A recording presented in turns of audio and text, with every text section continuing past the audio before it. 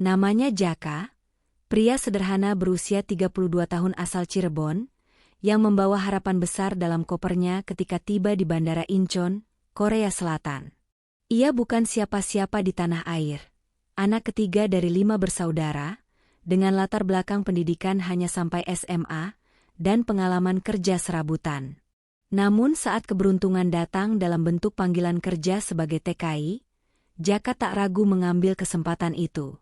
Ia pikir pekerjaannya hanya akan berkisar pada membersihkan rumah, mencuci pakaian, dan mungkin memasak. Hal-hal yang biasa ia lakukan selama menjadi pembantu di Jakarta.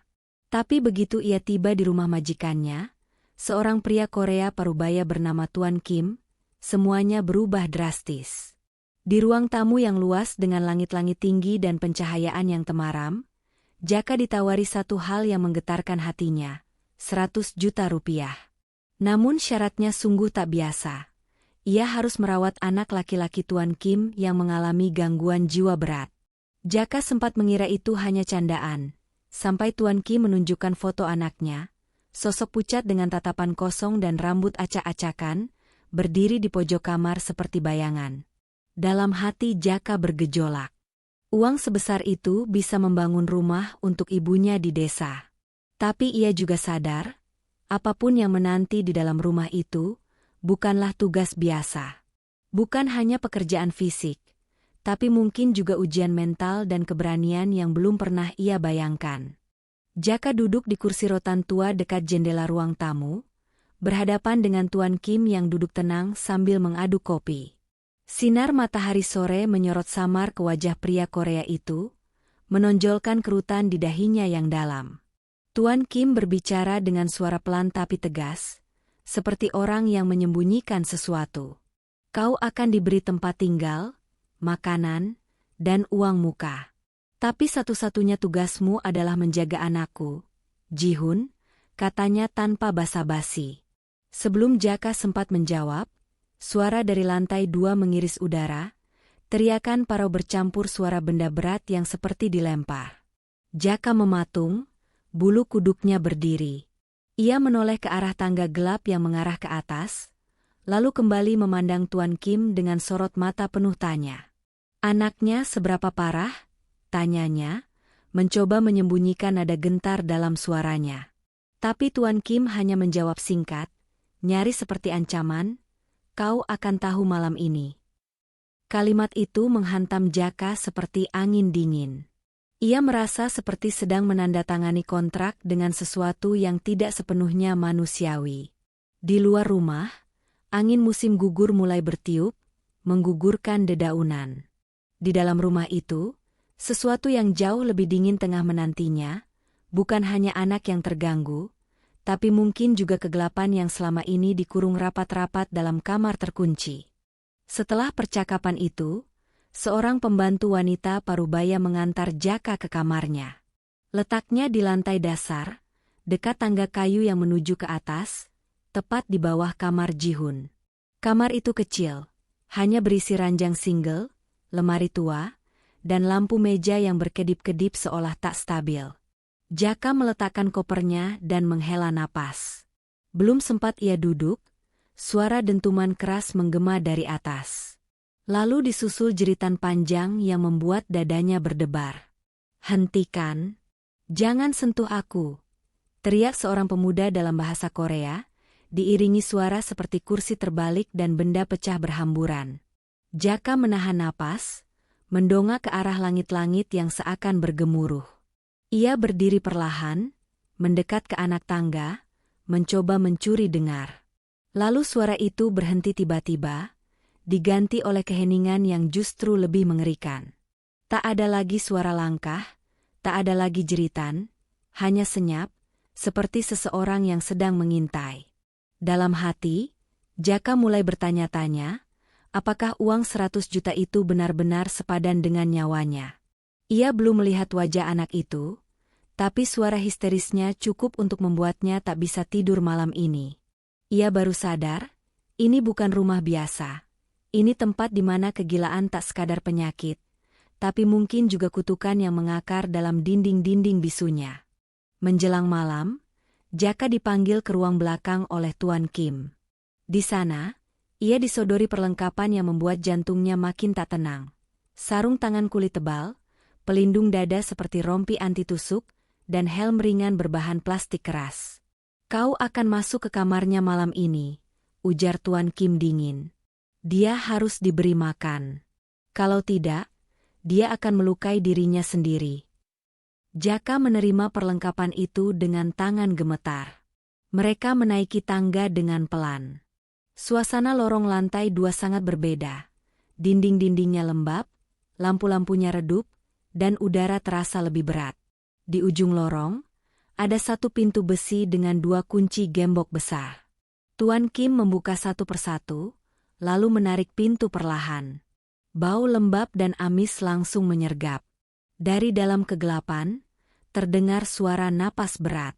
Perlahan, seorang pemuda kurus tinggi muncul dari sudut ruangan. Rambutnya panjang tak terawat, wajahnya pucat dengan mata besar yang melotot seperti tidak pernah tidur. Ia mengenakan baju rumah yang sudah sobek-sobek. Tangannya gemetar, dan tubuhnya penuh luka cakaran. "Namanya Ji-hun," bisik Tuan Kim. Jaka hanya bisa mengangguk pelan. Sosok di depannya bukan sekadar orang gila. Ada sesuatu yang lebih dalam di balik tatapan mata kosong itu. Sesuatu yang seperti tersesat di antara dunia nyata dan dunia lain. Begitu Jaka melangkah masuk, Ji-hun langsung bergerak cepat, menyambar cangkir dari lantai dan melemparkannya dengan kekuatan luar biasa ke arah kepala Jaka. Untung helm melindunginya. Suara pecahan cangkir bergema di ruangan, dan Jaka refleks mundur beberapa langkah. Tapi Ji-hun belum selesai. Ia menunduk, menggigit bibir bawahnya sendiri hingga darah menetes ke lantai, lalu tertawa keras. Tawa panjang seperti anak kecil yang sedang bermain petak umpet, namun dalam versi yang menyeramkan. "Kamu bukan ibu. Kamu bukan ibu," teriaknya sambil merangkak cepat ke arah dinding dan menendang meja kecil hingga terguling. Jaka berdiri terpaku, napasnya memburu, matanya tak lepas dari gerakan liar Ji-hun. Ia sempat berpikir untuk kabur keluar kamar, tapi tangan Tuan Kim menahan pintu dari luar, memastikan Jaka tetap di dalam. "Bicara padanya." Perlahan, kata Tuan Kim dari balik pintu. Tapi Jaka bahkan tak tahu harus mulai dari mana. Ia mencoba berkata, "Halo, Ji-hun," tapi suara itu tenggelam oleh dentuman kepala Ji-hun yang mulai membentur tembok berulang kali. "Ibu pergi. Aku sendirian. Mereka datang malam ini," teriaknya. Malam pertama Jaka di kamar Ji-hun berubah menjadi medan perang mental. Di antara bayangan, suara tawa, dan jeritan, ia tahu satu hal, ini bukan tentang pekerjaan. Ini tentang bertahan hidup di tengah kegilaan yang mungkin telah menguasai seluruh rumah ini. Setiap pagi, sebelum matahari benar-benar terbit, Jaka sudah berada di depan pintu kamar Ji-hun. Suara langkah kakinya menyentuh lantai kayu selalu menimbulkan perasaan was-was. Ia membawa air hangat dan perlengkapan mandi, berharap hari itu Ji-hun bersedia dibersihkan. Tapi harapan itu selalu pupus. Setiap hari, Ji-hun hanya duduk di pojok kamar, memeluk lutut, menghadap dinding. Di sana, dengan krayon merah yang selalu ia simpan di balik kasur, ia menggambar wajah-wajah, tak jelas apakah itu manusia atau makhluk lain. Bentuknya aneh, mata besar, mulut ternganga, beberapa bahkan seperti menangis darah. Kadang ia tertawa melihat hasil karyanya, kadang justru menangis terseduh-seduh, lalu mencoret wajah-wajah itu hingga robek. Jaka mencoba berbagai cara, membujuk, menawarkan hadiah kecil, bahkan mendongeng seperti anak-anak. Tapi Ji-hun selalu menghindar. Pernah, saat Jaka mencoba menyentuh pundaknya, Ji-hun menggigit tangan Jaka dengan kekuatan luar biasa. Darah mengucur deras dari luka itu, dan Ji-hun justru menatapnya tanpa rasa bersalah, lalu menjilat krayon merahnya, seolah mencampur warna darah dengan coretan di dinding. Jaka terdiam, menahan sakit, tapi tak berani membalas. Ia sadar, dalam dunia Ji-hun, ia hanyalah tamu tak diundang. Dan yang lebih menakutkan, Mungkin dunia itu sudah mulai menariknya masuk, perlahan, tapi pasti. Namun sesuatu berubah pada suatu sore yang mendung. Udara terasa berat, dan kabut tipis turun menyelimuti halaman belakang rumah. Jaka, seperti biasa, masuk ke kamar Ji-hun dengan makanan dan air. Ia tak berharap banyak. Tapi kali ini, Ji-hun menghampirinya. Gerakannya lambat, seperti sedang menguji batas kepercayaan. Tanpa kata, ia menyerahkan selembar kertas yang penuh coretan merah. "Ini kamu," katanya lirih. Suaranya serak, seperti sudah lama tidak digunakan untuk bicara baik-baik. Jaka menerima kertas itu dengan tangan bergetar. Di sana tergambar sesosok bayangan hitam, dengan mata besar dan tubuh kurus tinggi. Tidak ada mulut, tidak ada tangan. Hanya mata. Jaka tidak tahu harus merasa apa. Apakah itu bentuk penghargaan? Atau ancaman halus dari pikiran Ji-hun yang tak stabil? Tapi yang mengejutkan adalah malam itu. Untuk pertama kalinya sejak ia datang, Ji-hun tidak menjerit atau membentur-benturkan kepala. Ia hanya duduk di ujung tempat tidur, memandangi Jaka dari jauh, matanya tak berkedip. Seolah sedang menunggu sesuatu. Dalam hati, Jaka merasa dicurigai, diuji, atau mungkin sedang dipilih. Hubungan aneh itu mulai tumbuh. Bukan seperti antara perawat dan pasien, tapi lebih seperti dua makhluk dari dunia berbeda yang saling mengintai, menunggu siapa yang lebih dulu membuka pintu rahasia di antara mereka. Hari ke-7, suasana rumah terasa lebih tegang dari biasanya. Pagi itu, Tuan Kim datang membawa seorang wanita berpenampilan elegan, berpakaian blazer abu-abu, rambut disanggul rapi, dan membawa tas kulit besar. "Ini Dr. Han," katanya. "Psikiater Ji-hun." Jaka merasa lega sesaat. Mungkin dengan kehadiran profesional, beban itu bisa sedikit berkurang. Tapi begitu mereka masuk ke kamar, semuanya berubah menjadi kekacauan dalam hitungan detik. Dr. Han baru saja menyentuh tangan Ji-hun, dan dalam sekejap pemuda itu mengamuk seperti kesetanan. Ia menjerit nyaring, mencakar wajah Dr. Han berkali-kali, hingga darah mengucur dari pipi sang dokter. Dr. Han menjerit dan mundur, tapi Ji-hun melompat ke atas meja dan melempar benda-benda di sekitarnya. Jaka panik, berlari dan memeluk tubuh kurus itu dengan tenaga penuh. Butuh hampir 3 menit pergulatan sengit sebelum ia berhasil menyeret Ji-hun kembali ke kasur, memborgolnya dengan sabuk yang sebelumnya ia siapkan diam-diam. Nafasnya terengah-engah, peluh membanjiri wajahnya. Tuan Kim hanya menatap dingin dari pintu. Dr. Han buru-buru keluar, wajahnya penuh luka dan ngeri. Hari itu, Jaka menyadari sesuatu yang pahit. Tidak ada yang benar-benar bisa membantu Ji-hun. Tidak dokter, tidak keluarga, tidak siapapun. Hanya dirinya, dan monster yang dikurung dalam tubuh pemuda itu. Malamnya, setelah semuanya tenang, Tuan Kim memanggil Jaka ke ruang kerjanya. Wajahnya serius, tak ada basa-basi. Ia meletakkan kunci besi tua di atas meja. "Mulai sekarang, hanya kau yang bisa masuk ke kamarnya. Tidak ada lagi dokter. Tidak ada pembantu lain. Kalau dia mati atau melukai dirinya sendiri, tanggung jawabmu penuh." Kata-kata itu meluncur seperti pisau ke jantung Jaka. "Tapi, bagaimana kalau aku tidak sanggup?" tanyanya pelan. "Kau sudah dibayar, Jaka," balas Tuan Kim, tanpa menoleh. "Dan Ji-hun sudah mempercayaimu." Kunci itu terasa berat di telapak tangan Jaka. Bukan karena bentuknya, tapi karena beban yang menyertainya. Malam itu, rumah besar itu terasa seperti penjara sunyi. Lorong-lorongnya gelap, suara detak jam berdentum keras di telinga. Bahkan suara angin di luar terdengar seperti bisikan. Setiap langkah Jaka menuju kamarnya terasa seperti langkah menuju takdir yang tak bisa ditolak. Ia menatap kunci itu sepanjang malam, tak bisa tidur. Ia tahu, jika terjadi apa-apa, ia akan disalahkan. Tidak ada pengacara. Tidak ada perlindungan.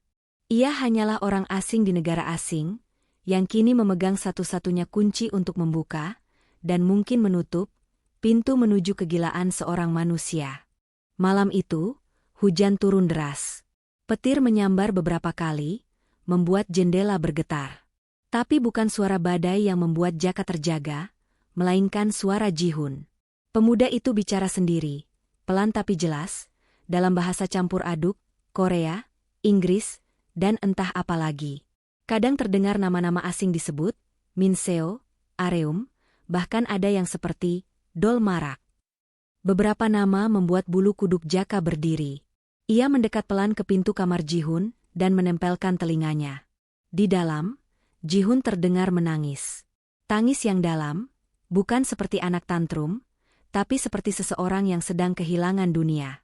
Ia menyebut nama, ibu, berulang-ulang, lalu memeluk boneka kecil yang usang. Boneka itu konon milik ibunya, yang dulu, menurut cerita pembantu lama, bunuh diri di kamar itu juga. Jaka melihat sendiri bekas tali di langit-langit yang tak pernah dicat ulang. Ada bercak tua di lantai kayu, yang selalu tertutup karpet. Dalam isakannya, Ji-hun berbisik, "Kenapa aku tidak ikut mati saja? Kenapa kau tinggalkan aku sendiri di sini?" Kata-kata itu menggema di kepala Jaka sepanjang malam. Ia tak bisa tidur. Ia mulai bertanya-tanya, apakah Ji-hun benar-benar gila, atau hanya korban dari sesuatu yang jauh lebih kelam. Sesuatu yang belum pernah mereka hadapi, tapi kini mulai merayap perlahan di balik pintu yang ia pegang kuncinya. Udara malam itu terasa berat. Jaka berdiri di depan kamar Ji-hun, membawa segelas susu dan obat penenang seperti biasanya. Tangannya sudah digagang pintu ketika tiba-tiba seluruh lampu di rumah padam. Dalam hitungan detik, kegelapan menyelimuti semuanya. Tak ada cahaya sedikit pun, bahkan dari luar. Hanya suara detak jam dan desir angin di celah jendela. Tapi yang paling mencekam adalah suara tawa, pelan, rendah, tapi jelas berasal dari balik pintu. "Ibu bilang kamu akan mati di sini," bisikan itu terdengar dari balik pintu kamar Ji-hun. Jaka mundur satu langkah, tubuhnya seketika dingin seperti es. Jantungnya berdetak liar, seperti hendak meledak dari dadanya. Ia mencoba menenangkan diri, meyakinkan bahwa Ji-hun hanya sedang dalam kondisi mental tidak stabil. Tapi ketika gagang pintu berputar sendiri, pelan, tanpa disentuh, Jaka tahu ini bukan sekadar delusi. Ia menjatuhkan gelas susunya, dan suara pecahan memecah kesunyian. Tawa Ji-hun menggema lagi, kali ini lebih keras, disertai suara langkah kaki mendekat dari dalam kamar. Dalam gelap, Jaka membeku, tak berani bergerak. Bahkan saat lampu tiba-tiba menyala kembali, ia masih berdiri kaku di tempat, napas tercekat. Di balik pintu yang terbuka sedikit itu, sepasang mata Ji-hun menatapnya dari kegelapan, tanpa ekspresi. "Aku tidak sendiri di sini," bisiknya, dan pintu menutup sendiri perlahan, seperti ditarik oleh tangan tak terlihat. Sejak malam itu, Jaka tak bisa tidur dengan nyenyak. Ia mulai mencatat perilaku Ji-hun, dan sebuah pola mulai terlihat. Setiap malam bulan purnama, Ji-hun menjadi jauh lebih agresif. Ia mengamuk tanpa sebab, mencakar dinding, berteriak memanggil ibunya, bahkan sempat mencakar wajahnya sendiri hingga berdarah. Merasa ada yang aneh, Jaka mulai menyisir kamar Ji-hun saat pemuda itu tidur siang. Di balik lemari tua yang jarang disentuh, ia menemukan secari kain putih kusam berisi tulisan-tulisan yang nyaris tak terbaca. Ia memotretnya dan mengirimkan ke forum daring yang mengkaji sejarah Korea kuno. Beberapa hari kemudian, balasan datang, itu huruf Hanja kuno. Kalimat itu berarti, dia belum pergi. Ibunya masih di sini. Jaka merasa tengkuknya dingin. Bagaimana bisa seorang anak dengan gangguan jiwa menulis dalam bahasa kuno yang bahkan tak diajarkan di sekolah modern? Apakah benar ini hanya gangguan mental? Atau sesuatu yang jauh lebih gelap sedang bercokol di rumah itu? Sejak menemukan tulisan itu, suasana rumah semakin tidak nyaman. Suara tangisan kadang terdengar dari kamar kosong. Barang-barang berpindah tempat. Dan setiap malam, Ji-hun akan duduk memandangi cermin, berbicara lirih, seperti sedang mengobrol dengan seseorang yang tak terlihat. Jaka mulai percaya bahwa ia sedang hidup dalam sebuah cerita yang tak ingin dipercayai siapapun. Ketegangan mencapai puncaknya pada malam yang dingin dan lembab. Hujan turun rintik-rintik, kabut menutupi kaca jendela. Saat Jaka hendak menuju dapur, ia melihat bayangan samar seorang wanita berambut panjang melintas di lorong lantai 2. Bayangan itu tidak berjalan biasa, tapi melayang perlahan, gaunnya berkibar seolah tertiup angin yang tak ada. Jaka membeku, matanya mengikuti bayangan itu yang menghilang di ujung lorong. Sebelum ia sempat bergerak, terdengar suara Ji-hun dari kamarnya, keras dan penuh antusias. Itu dia. Itu ibu. Ibu pulang. Teriaknya sambil tertawa terbahak-bahak. Pintu kamarnya terbuka sendiri, dan Ji-hun menunjuk ke arah bayangan itu seperti anak kecil melihat mainan favoritnya. Jaka, dengan keberanian yang entah datang dari mana, berlari ke arah ujung lorong. Tapi saat ia sampai di sana, lorong itu kosong. Tak ada siapa-siapa. Hanya jendela yang terbuka, membiarkan angin malam masuk dan menggoyangkan tirai. Ia menatap keluar, tak ada jejak apapun. Namun saat ia menoleh kembali, cermin besar di ujung lorong menangkap bayangan wanita itu, masih berdiri di belakangnya. Tapi saat ia menoleh lagi, tidak ada siapapun. Cermin itu kosong. Ji-hun masih tertawa dari dalam kamar, sambil berteriak-teriak. Kau lihat dia kan? Kan?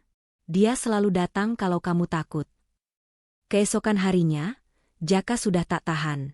Ia mendatangi Tuan Kim di ruang kerja dengan wajah pucat dan mata lelah. Tuan, saya ingin tahu semuanya. Apa yang sebenarnya terjadi dengan Ji-hun dan ibunya? Tuan Kim terdiam cukup lama. Akhirnya, ia menghela napas dalam dan duduk. Kau berhak tahu, katanya lirih. Ibunya, Nyonya Han Sujin, dia dulu sangat terobsesi melindungi Ji-hun. Bahkan setelah suaminya meninggal, dia percaya ada kekuatan yang ingin mengambil anaknya. Ia membuka laci dan menunjukkan foto tua, Nyonya Han, Ji-hun kecil, dan seorang pendeta wanita berpakaian serba putih. Sebelum ia bunuh diri, dia sempat melakukan ritual kuno, semacam pemanggilan atau penyatuan jiwa. Dia percaya bahwa jika ia mati, jiwanya bisa tetap tinggal untuk menjaga Ji-hun. Jaka menatap foto itu, ada lingkaran simbol di tanah yang aneh dan mencurigakan. Setelah itu, Ji-hun berubah. Dia mulai berbicara sendiri, melihat hal-hal yang tak terlihat. Kami pikir itu trauma. Tapi, dia tidak pernah sembuh. Tuan Kim menutup foto itu perlahan. Mungkin jiwanya memang masih di sini. Dan itu yang membuat Ji-hun tak pernah lepas dari ibunya. Jaka merasa mual. Ia ingin berpikir semua ini hanya fiksi. Tapi terlalu banyak kejadian tak masuk akal yang ia alami sendiri.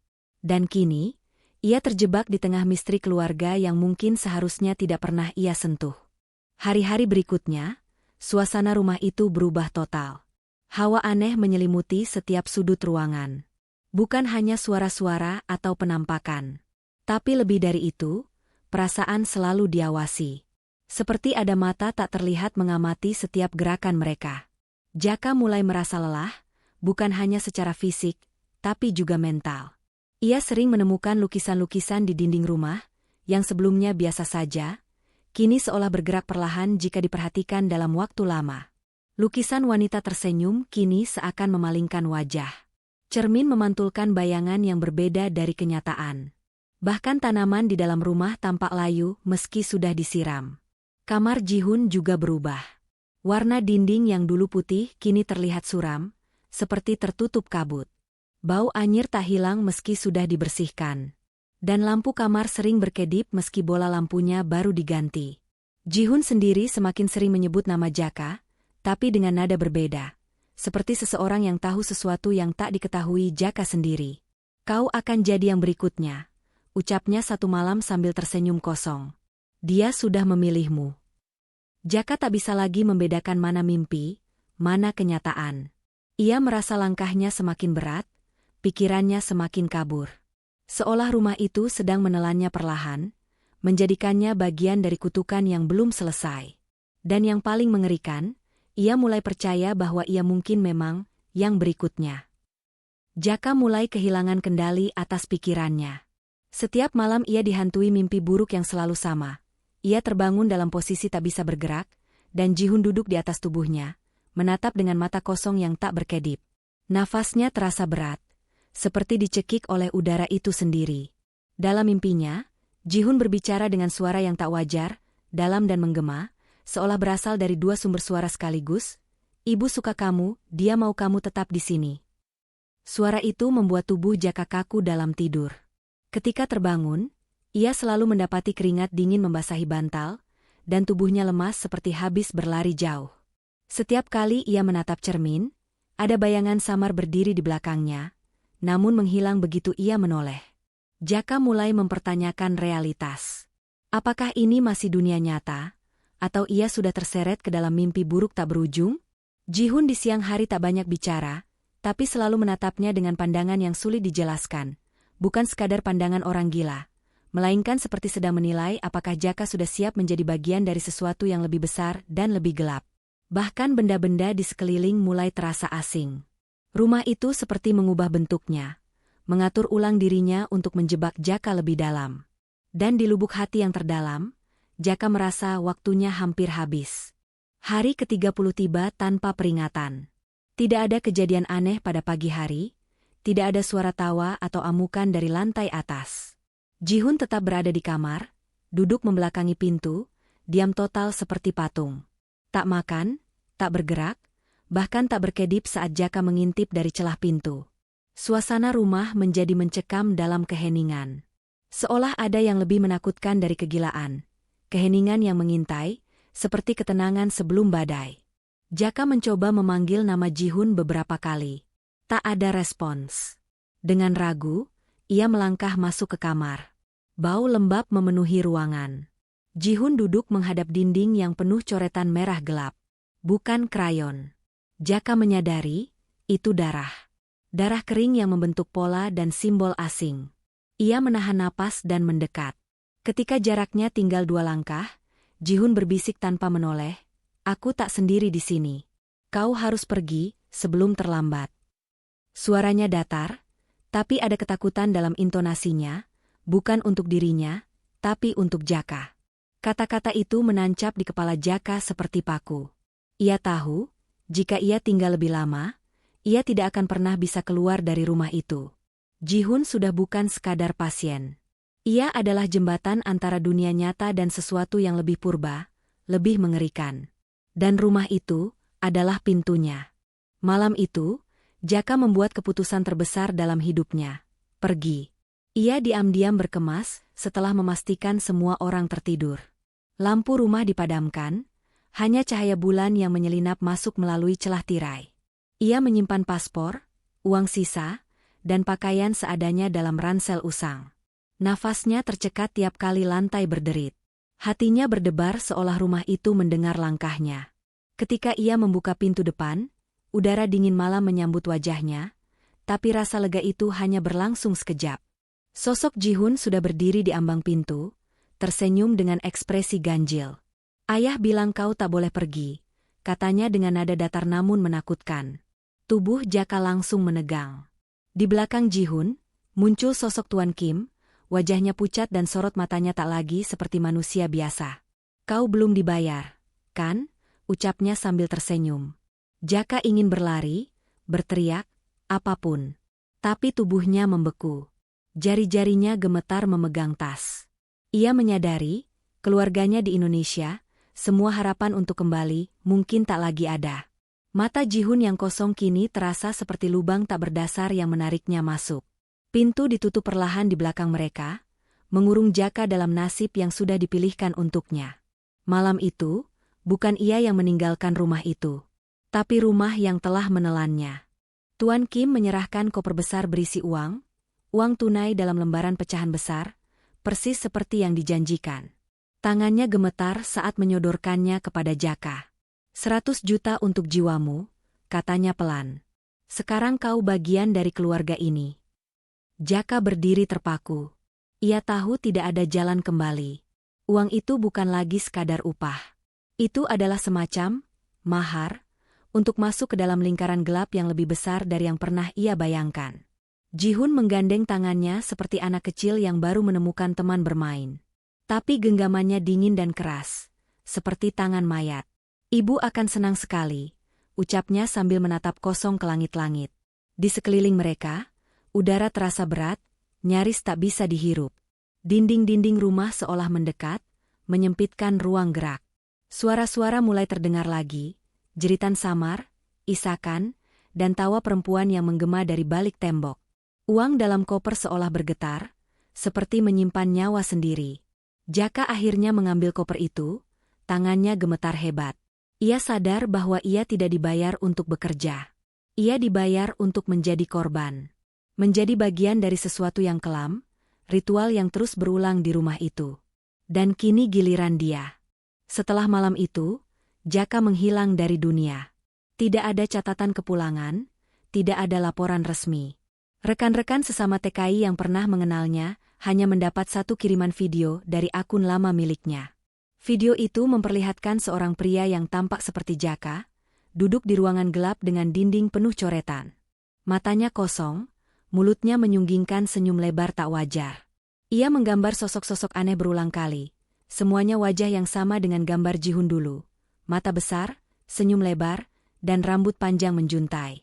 Di sudut video, sesekali muncul bayangan samar seorang wanita berdiri diam, tak bergerak. Beberapa penonton video mengklaim mereka mendengar suara tawa perempuan yang menggema meski tak ada sumbernya. Suara itu menusuk, seperti dari dalam telinga. Mereka yang menonton video itu terlalu lama, mengaku mengalami mimpi buruk, bahkan ada yang mengalami kerasukan singkat. Akun yang mengunggah video itu langsung menghilang keesokan harinya, seolah tak pernah ada. Rumah keluarga Kim juga dikabarkan kosong, tak ada tanda-tanda kehidupan. Dan cerita tentang seorang TKI dari Cirebon yang menerima 100 juta untuk merawat anak ODGJ, berubah menjadi legenda horor yang tak semua orang berani membahasnya. Karena sebagian yakin, kisah itu belum selesai.